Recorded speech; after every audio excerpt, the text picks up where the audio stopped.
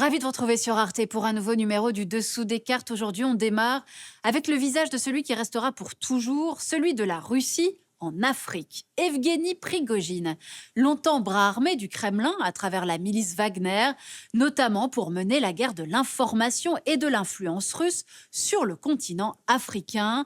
Prigojine mort en août 2023 dans un mystérieux accident d'avion après avoir défié le pouvoir de Poutine, mais laissant derrière lui de nombreux fans, comme en témoignent ses drapeaux, portraits à son effigie et fleurs déposés dans de nombreuses villes de Russie après sa mort. L'Afrique et la Russie, une longue histoire que nous avons choisi de vous raconter aujourd'hui. Une histoire qui a démarré bien avant celle de Wagner, vous allez voir. L'Afrique, un continent sur lequel Moscou a investi depuis plusieurs décennies, jouant notamment la carte de l'anti-Occident. Voyons comment et avec quels résultats. Voici la Russie, le plus vaste territoire du monde, plus de 17 millions de kilomètres carrés, d'immenses ressources en hydrocarbures, une population éduquée mais vieillissante de seulement 146 millions d'habitants en 2020, une dictature mafieuse et clanique, mais aussi une grande puissance nucléaire, nostalgique de la perte de son empire. Et voici maintenant l'Afrique, un continent de 30,4 millions de kilomètres carrés, 54 États, une grande variété de situations politiques et de ressources, 1,350 milliard d'habitants, la population la plus jeune et la plus dynamique au monde. La moins riche aussi, 6 000 $ par an et par habitant en moyenne, c'est 6 fois moins que le pouvoir d'achat d'un Russe. Entre la Russie et l'Afrique, les alliances géopolitiques remontent aux luttes d'indépendance contre les empires coloniaux des années 1950. L'URSS offre alors son soutien aux nouveaux militants africains qui veulent rompre avec les anciennes puissances coloniales européennes. En Afrique occidentale française, des indépendantistes bénéficient à l'époque d'aides militaires et financières de Moscou aux grandes dames de la France. Et en 1960, le premier président du Mali indépendant, Modibo Keïta, choisit la voie d'une économie socialiste et d'une diplomatie non alignée et panafricaniste. Comme lui, d'autres dirigeants africains sont soutenus par l'URSS. Patrice Lumumba au Congo, Sékou Touré en Guinée, Kwame Nkrumah au Ghana, Nelson Mandela qui lutte contre l'apartheid en Afrique du Sud. L'Afrique devient ainsi un terrain de la guerre froide où les blocs occidentaux et communistes s'affrontent par procuration. L'URSS aide militairement les régimes communistes en Éthiopie, en Angola, au Mozambique et s'allie les faveurs de plusieurs gouvernements sympathisants. Enfin, un vaste programme universitaire permettra à 25 000 étudiants au total de se former en URSS, notamment à l'université Patrice Lumumba de Moscou. 1991, suite à l'effondrement de l'URSS, la Russie délaisse le continent africain. Mais l'arrivée de Vladimir Poutine au pouvoir en 2000 va marquer le début d'un lent réinvestissement russe. Première étape symbolique en 2006, la visite du président en Afrique du Sud et au Maroc. Aujourd'hui, le chef du Kremlin s'appuie sur les liens anciens et sur la sympathie de ces élites formées à l'époque soviétique pour leur vendre un discours anti-impérialiste et flatter leur ressentiment envers l'Occident. Les dirigeants africains ne sont pas dupes, mais voient en la Russie une nouvelle offre géopolitique qui peut servir leurs intérêts.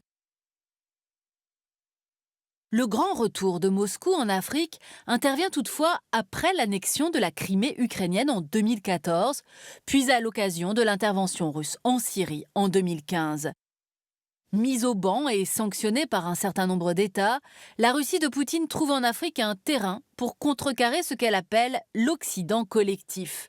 Sa stratégie, publique et privée, est multiforme. Militaire tout d'abord. Une large majorité d'États africains ont signé un accord de coopération avec la Russie qui comprend vente d'armes, formation et exercice. La Russie qui est devenue le numéro 1 des ventes d'armes sur le continent. Elle a fourni 44% de toutes les importations d'armes africaines entre 2017 et 2021, selon l'Institut international de recherche sur la paix de Stockholm. Loin devant celle des États-Unis, de la Chine et de la France. La Russie a également exporté des sociétés militaires privées qui ont été plus ou moins actives dans une douzaine de pays africains. Nous y reviendrons. Sur le plan industriel ensuite, Moscou a signé de nombreux accords de coopération dans le domaine du nucléaire et des sociétés russes investissent dans les mines et les hydrocarbures. Les investissements et prêts russes restent pourtant sans commune mesure avec ceux de l'Europe ou de la Chine. Pour la plupart des gouvernements africains, la Russie est un partenaire commercial parmi d'autres. Mais la Russie est une grande puissance céréalière et certains pays africains sont très dépendants des importations de blé russe, on le voit sur cette carte. Cela permet à Moscou d'exercer des menaces de rupture d'approvisionnement alors que l'Afrique est durement touchée par les pénuries alimentaires depuis la guerre en Ukraine. Et cela permet aussi à Poutine de promettre des livraisons gratuites de céréales à des alliés africains, tout en bloquant les ports ukrainiens de la mer Noire.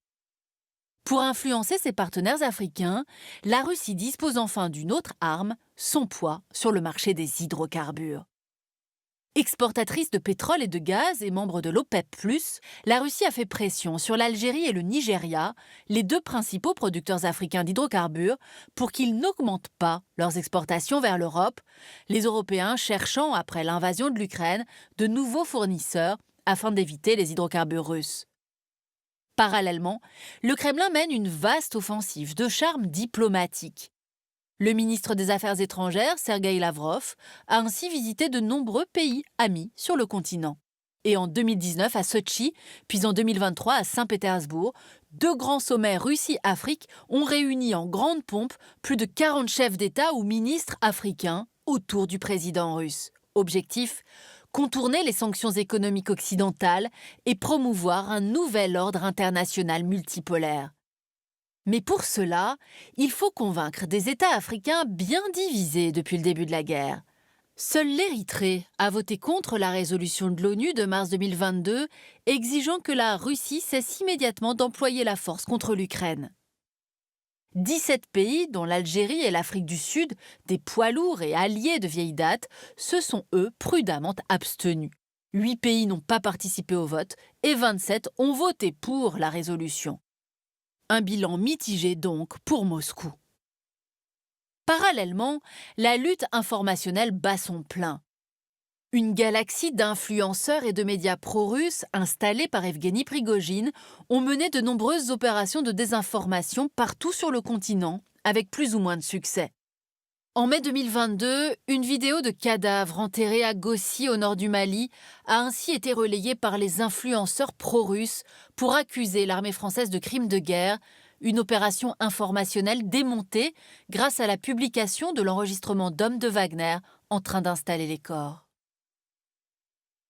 Et en Afrique, la Russie a longtemps pratiqué la sous-traitance de ses opérations les moins avouables au groupe privé d'Evgueni Prigojine, financé en partie par l'État russe et en partie par l'accaparement des richesses africaines. Wagner a opéré sur le continent pour le compte du Kremlin et pour ses propres intérêts. Voyons comment. Voici les pays où la société Wagner a été active à divers degrés depuis 2017. Selon un business model éprouvé, mercenaires et propagande sont mis au service des dirigeants en échange d'accès aux ressources de leur pays. D'autres pays africains auraient été concernés par les projets d'implantation de Wagner, mais la plupart n'ont pas abouti. En 2017, les premiers pas des milices Wagner sur le continent se font en Libye, où elles se battent avec les troupes du maréchal Haftar contre le gouvernement officiel de Tripoli. Elles se battent également au Soudan, aux côtés du président de l'époque, Omar el-Béchir, venu en visite à Moscou quelques mois plus tôt.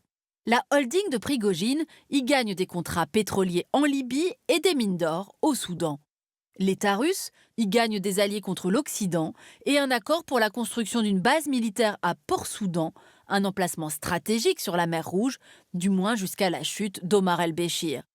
La même année, le rapprochement entre la Russie et la République centrafricaine permet à Wagner de s'établir à Bangui, alors que l'armée française vient de mettre fin à son opération de maintien de la paix dans ce pays en guerre civile chronique. L'entreprise Wagner s'installe au cœur du pouvoir du président Faustin Archange Touadéra. Elle exploite les diamants, l'or et les forêts et finance plusieurs médias anti-français. 2021, c'est au Mali que les Russes font leur plus grosse prise dans la guerre d'influence qui les oppose à la France. Après 2 coups d'État militaires, Le nouveau pouvoir à Bamako choisit les milices Wagner pour lutter contre les groupes djihadistes sahéliens, puis renvoie les soldats français chez eux l'année suivante. Un camouflet pour Paris, dans son ancienne colonie au Sahel, d'autant que le Burkina Faso voisin souhaite prendre le même chemin. Été 2023, c'est cette fois le président du Niger qui est renversé par des militaires, lesquels exigent le départ de l'armée française. Le dernier et fragile allié des Occidentaux au Sahel est tombé. La Russie et son discours anti-impérialiste séduisent toujours une partie de l'opinion, malgré les meurtres de centaines de civils et l'emprise toujours plus grande des réseaux islamistes au Sahel. Voilà pour cette longue histoire de la stratégie russe sur le continent africain. Pourtant, si Moscou, on l'a dit, a beaucoup investi dans cette région du monde, de nombreux observateurs notent une survalorisation et une hypermédiatisation de cette influence russe qui ne résiste pas longtemps à la réalité des chiffres. D'un point de vue commercial, la Russie reste loin derrière l'Europe et la Chine. L'Afrique, continent convoité de toutes parts, qui profite du nouveau monde multipolaire avec des tendances qui s'affirment. L'influence de la France, par exemple, est clairement en retrait, tandis que Chine et États-Unis rivalisent d'attention vis-à-vis des pays africains. Mentionnons également l'intérêt de la Turquie pour l'Afrique, de quoi donner à Moscou beaucoup de fil à retordre. Ainsi s'achève ce nouveau numéro du Dessous des cartes. Je vous donne maintenant rendez-vous sur arte.tv pour retrouver l'ensemble de nos vidéos. À bientôt.